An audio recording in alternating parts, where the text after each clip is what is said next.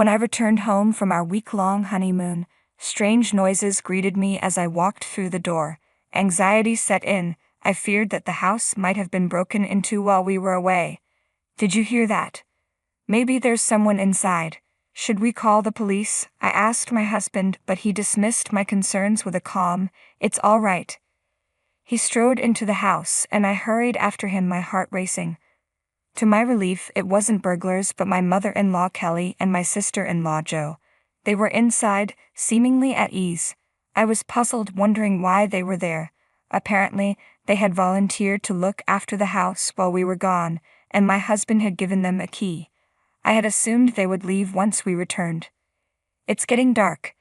If you don't go home soon, you'll be out of time," I suggested, hoping they'd take the hint. Instead of leaving, they settled in, commandeering the living room and even taking a shower without asking. I hoped they would depart the next morning, but when I came home from work, they were still there. Unable to tolerate the intrusion any longer, I asked my husband to ask them to leave. His response shocked me. "We all live together now, so if you don't like it, you can leave." He was suggesting that I move out instead. I packed a few essentials and left with just a carry-on. My name is Izzy. I'm a 29-year-old magazine editor. 3 years ago, I met my current husband Alex, through a friend. Prior to him, I had little relationship experience, but I was drawn to his decisive and dependable nature. He expressed his love first and after 3 years of dating proposed. We married, and while searching for a new home and wedding venue, Alex's reliability made everything run smoothly. I enjoyed our life together in the new house. But my mother-in-law Kelly and sister-in-law Jo were a constant source of stress. My father-in-law had passed away a decade ago, leaving Alex's family as just Kelly and 27-year-old Jo. I had minimal contact with them before our marriage and hoped to maintain a polite distance. However, after the wedding, their presence became increasingly intrusive. Kelly began calling almost daily, demanding more money. "Can you increase my allowance? I can't live decently on what you give me. Just $200 more would be enough," she pleaded. I told her to ask Alex, as he was in charge of finances. She accused me of being extravagant and warned me that not taking care of my in-laws would bring bad karma. Despite my attempts to redirect her to Alex, she blamed me for her financial troubles. Kelly also insisted that I visit her more often, help with chores, and send her favorite foods monthly.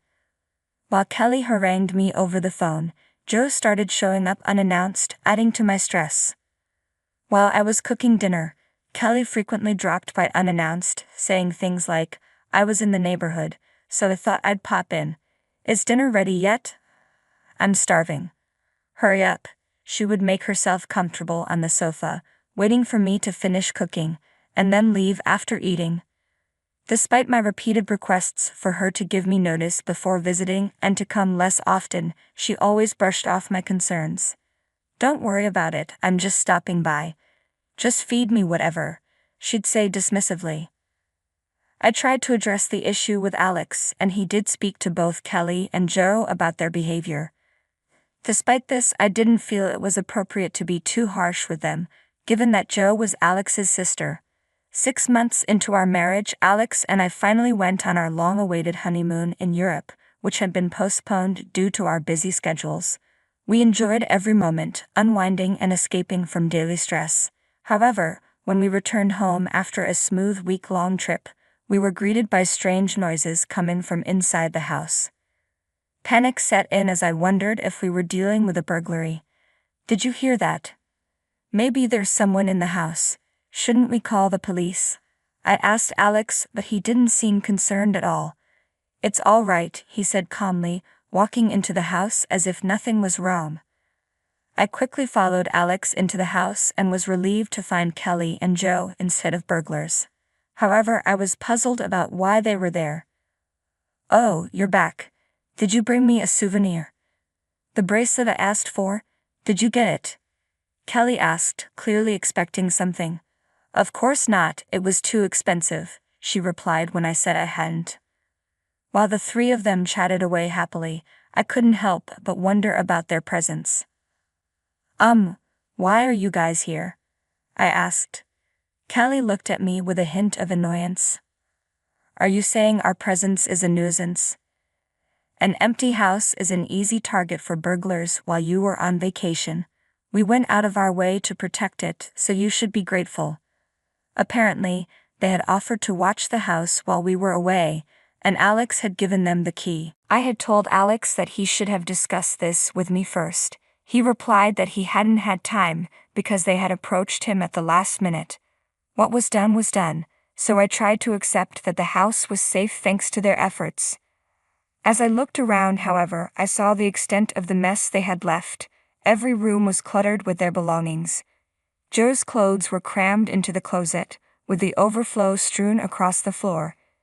In the living room, clothes, bags, remote controls, comic books, and other items were scattered everywhere, not just on the table but also on the floor.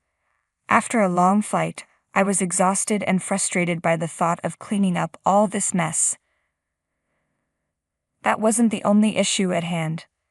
I had hoped that once we arrived home, Kelly and Joe would leave, but they didn't. It's going to be dark soon. If you don't go home now, you'll be stuck here, I said, trying to be polite. Why don't you let us take it easy today? Kelly responded. Not only did they refuse to leave, but they also took over the living room and started taking showers without asking. They had completely made themselves at home. Expected them to leave the next morning, but there was no sign of them moving out. When I came home from work, they were still there. I told them it was time for them to go. We're family. You don't have to worry about us. Just pretend we're not here, they insisted. Despite their insistence that I ignore their presence, I was the one who ended up cooking, cleaning, and doing the laundry. I felt overwhelmed and frustrated. If I didn't take action, they seemed ready to stay as long as they wanted.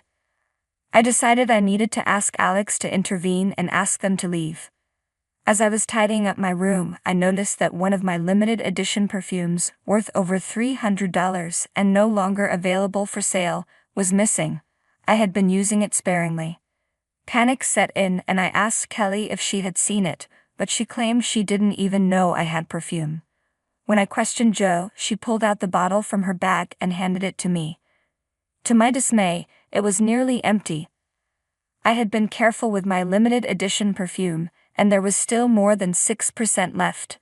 When I confronted Joe about the missing perfume, she simply said, "It smells nice, doesn't it?" My friend liked it too, so I lent it to her. She'd offered no apology, and my frustration boiled over. Why did you use it without asking? What you're doing is theft. Didn't you learn that stealing from others is wrong? I demanded. Joe brushed off my anger. I only borrowed it for a moment. Why are you overreacting? If you're so concerned, just take back what's left. If you borrowed it, then give me back what you used, I insisted. Fine, but since it's already used, I'll only give you half the money, she retorted. I don't want the money, I want the perfume back, I said firmly. Joe rolled her eyes. You're so unreasonable over a bottle of perfume. I know the brand and it shouldn't be that expensive. She checked the price on her phone and was taken aback. Holy cow, why is it so expensive? Are you really going to spend $300 on perfume? If it's that important, maybe you should have mentioned it. Seeing her reaction, I felt even more disheartened. It's valuable to me, and I only used it inside the house. I never imagined I'd have a relative come into my room and use my things without permission. As we'd argued, Alex walked in. What's all this fuss about? Alex, she used my perfume and called me a thief, I said, leaving Joe in the living room while I explained everything to him in the bedroom. I'm at my limit. I need you to ask them to leave. Don't get so worked up over something minor, Alex replied dismissively. Also, I haven't mentioned that they're going to be living with us here. My jaw dropped at his unexpected announcement. My mom's house was old and falling apart, so she was considering repairs or moving. We have extra rooms and it's more cost-effective for her to stay here. We decided to live together. Why didn't you talk to me about this? Do you own the house alone? I'm paying the mortgage too. Don't blame me, my mom decided to sell her house on her own. I protested. Alex's response was blunt. We're living together now, so if you don't like it, you can leave. His decision, made without my input, and his suggestion that I leave left me feeling distant and hurt. I realized my feelings for him were fading. I understand, I said quietly. I started packing the essentials into my carry-on case. Alex didn't try to stop me but remarked that running away after a fight was immature before walking out of the bedroom.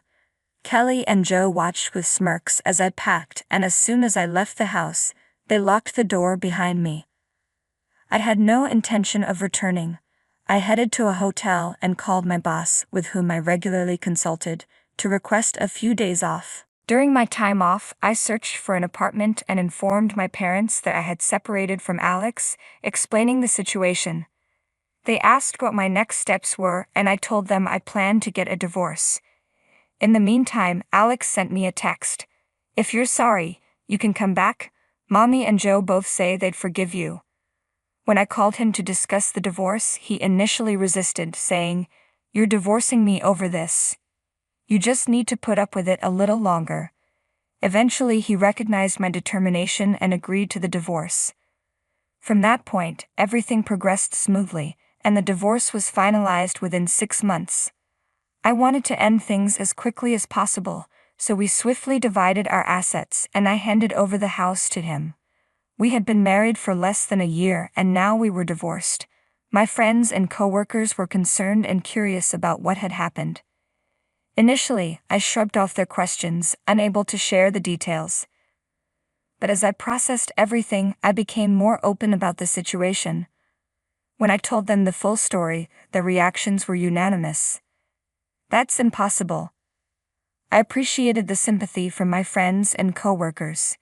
It made me feel a bit better, knowing they were supportive of my situation. After moving out and living alone, I threw myself into work with renewed intensity. Instead of spending time on household chores, I took on 3 times as many projects as usual and even helped out colleagues who were overwhelmed. My boss noticed my dedication and expressed concern, but as I immersed myself in work, the memories of my difficult times resurfaced and I began to blame myself.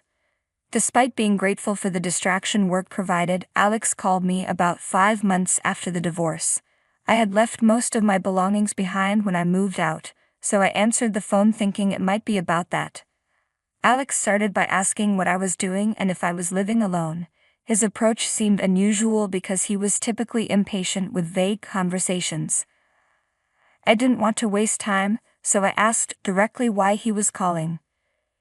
He said he wanted to get back together. I had no interest in rekindling the relationship, so I said no and attempted to end the call. But Alex quickly interjected. "Wait, there's something I haven't told you yet." "I'm busy, so make it quick," I replied. He continued, "Can you lend me some money? I'm struggling to pay the mortgage. It used to be a joint responsibility, so I understand it's hard to manage alone."